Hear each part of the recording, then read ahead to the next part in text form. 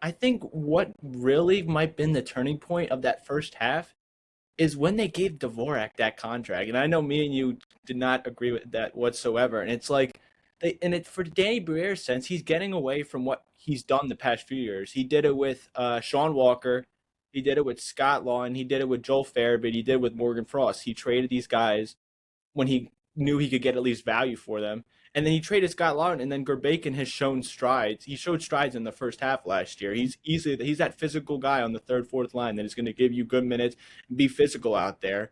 And with the sense of Farabee and Frost, although the players didn't work out, you could turn those picks and stuff like that. And even the Sean Walker trade, you turn that first round pick into another. Like that, he was the perfect candidate. Like if you started to slide like you did, then you traded him. But now he's locked in this contract. He's over 30 years old, and this is the first season in his career that he's shown to put up stats like this, which are still mid tier, but for his standards are higher, and that's why they thought to give him this contract. But at the same time, he's not going to be an impactful player when this team hopefully is finding winning ways and is contending for Stanley Cups.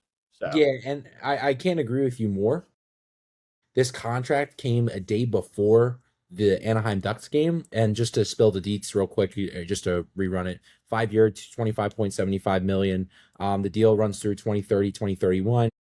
Two full, no, excuse me, a full no trade clause in the first 2 years, and then a modified NTC for the remaining 3 and 4. It's just, Zach, uh, I didn't mind the money. The money wasn't my issue at all. It's the term. And 5 years, way too much for him. I said it from the start. And again, I'm not huge like sports talk, like fire everyone, this and that. Like that's not who I am. But when I saw the number, the year, again, the money I didn't have an issue with. The year, I was like, no way, you just signed him to 5 years. You can't, you just can't. And with the condition of this team, and I could tell that at one point the brakes were going to fall. Were they going to fall off? Did I think they were going to fall off as bad as they did? No, but they have.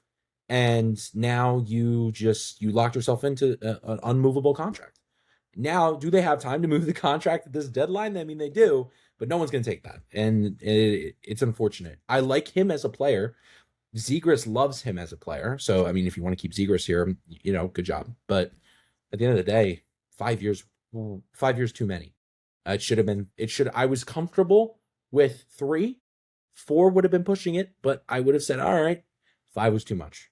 2 to 3 was my ideal. I would have been great with 2 to 3 with the amount of money. Cool. That's $15 million for like a second, third line center. Awesome. 5, no way. exactly, and I think it's in the sense where it's like, yes, you want to be able to reward your this guy who's exceeding expectations when you signed him, but at the same time, this is like over exceeding. And then you bring up like a great point, like like I said, this slide, it could have it was most likely going to happen the way they were playing.